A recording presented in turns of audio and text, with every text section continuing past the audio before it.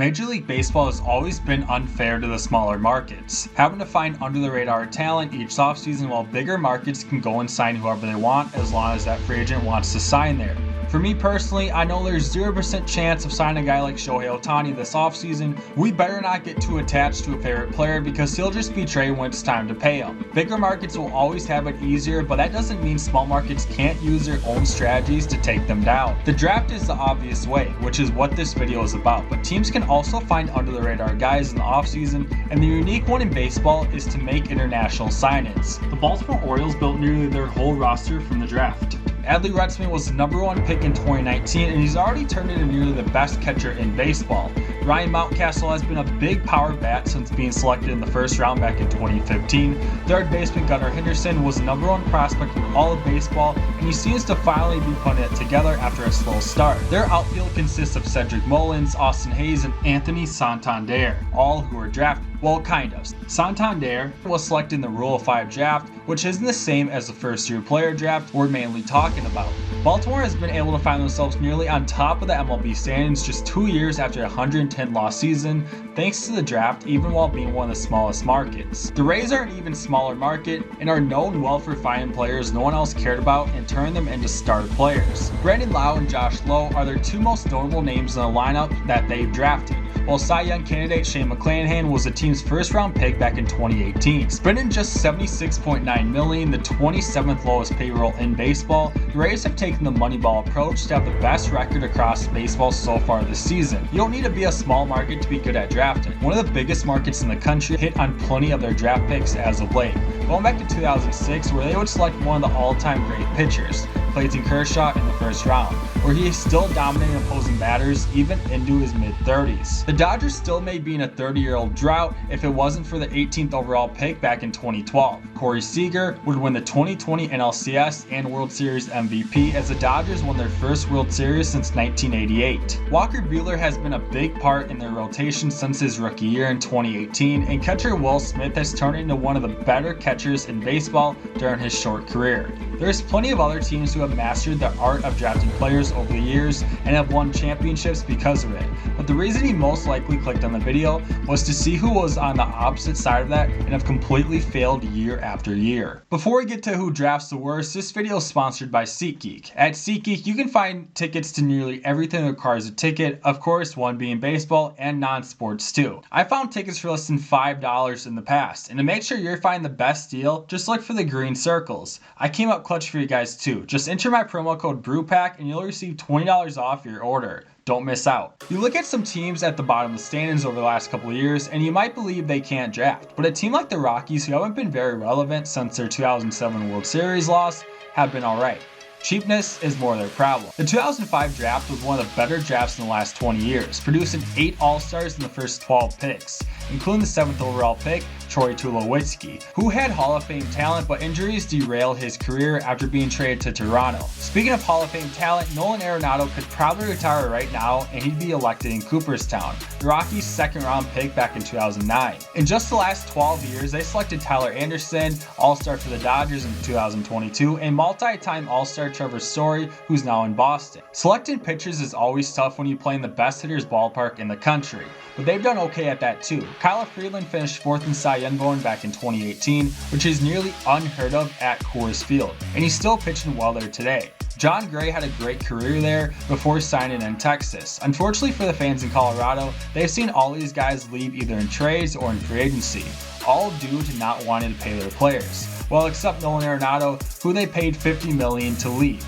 The worst team has had success in the 2010s, but is currently in a playoff drought. The Texas Rangers have not selected an All-Star since 2003, where they selected Ian Kinsler in the 17th round. Kinsler had a good career and will be on the ballot, but more than likely won't get in. Mark Teixeira, their 2001 first-round pick, had the better career, but is known more for being a Yankee. The trade of Teixeira should have been the start of one of the easiest rebuilds in recent memory. At around the same time, the 2007 draft would take place, and the Rangers had an unheard of 5 first-round picks. picks. After the 2006 season, they lose Carlos Lee to the Astros and Gary Matthews Jr. to the Angels. Both of those losses would net them 4 first-round picks, and they had one more with the loss of Mark DeRosa to the Cubs. Out of those 5 picks, only 2 would ever play for the Rangers. Blake Bevan, the earliest of the 5, would play 4 short years with the Mariners. Michael Maine was the worst out of the 5 and would only play 5 games in Double-A, none being with the Rangers organization. Julio Bourbon would barely play 1 full season in Texas. Reliever Neil Ramirez had a 6-year career, but other than his first year and a half, was never great, and again, none with the Rangers. And lastly, Tommy Hunter has had the best career, playing 16 seasons, bouncing around to 7 different teams and playing less than 4 in Texas. He's still active today. Their 2008 first rounder would be Justin Smoke, who was an All-Star in 2017, but with the Blue Jays.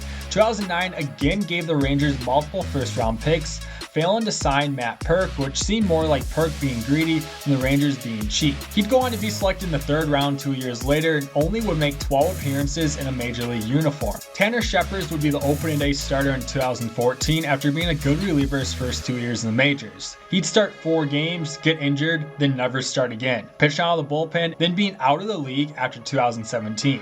Oh yeah, and Scheppers would say he was assaulted in 2013 on his way back to the team hotel, when in reality he just got in a bar fight. 2010 would provide them 4 first-round picks. Jake Skoll never reached AAA. Kellen DeGlon suffered the same fate, although he did reach it with 2 other organizations. Luke Jackson still pitched today but only made 15 appearances with the Rangers, and Mike Olt played in 135 games but only 16 games in Texas. Thankfully for them, they didn't need to draft great. They made a trade for former #1 overall pick by the Devil Rays in 1999, Josh Hamilton.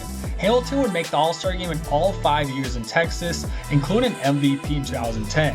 Hall of Famer Vladimir Guerrero Sr. signed as a free agent before the 2010 season, and a couple years before, they traded for future Hall of Famer Nelson Cruz from the Brewers. The arguable ace of the team, C.J. Wilson, was their 5th round pick in 2001. None of their notable bats were drafted by the team, as they'd go on to win the American League but lose the World Series that year. Their 2 first-rounders in 2011 were so irrelevant that they don't even have Wikipedia pages, but Baseball Reference tells me they combined for 1 total AAA game. But yet again, the Rangers would make the World Series, and maybe if they would have just selected David Freese in 2006, then he wouldn't have been able to do this against them. Freese hits it in the air to center. We will see you tomorrow night. Leaving them still without a World Series. And as a Brewers fan, I also wish literally anyone else would have selected David Freese. Lewis Brinson did not have a successful MLB career, but the hype was high as a prospect, being the headliner in 2 blockbuster trades. One to land Jonathan Lucroy in Texas in 2016, and the other to land Christian Yelich in Milwaukee. Miami is where Brinson would spend the majority of his career, but in 2023 he is in Japan where he continues to struggle. Joey Gallo is everything older fans hate about today's game, but he's been the most successful pick by the Rangers. He did exactly what he's known for in Texas and took it to a new level in 2021, leading the league in strikeouts and walks, while also batting under the Mendoza line, but would get on base at a .351 rate. With struggles in the Bronx and the Dodgers, it looked like his career was coming to an end, but he's again doing what he's known for in Minnesota. Their most notable pick in 2014 was Isaiah Kiner-Falefa. He did win a Gold Glove with the Rangers, but he's more known for just being hated by Yankee fans the last couple of years.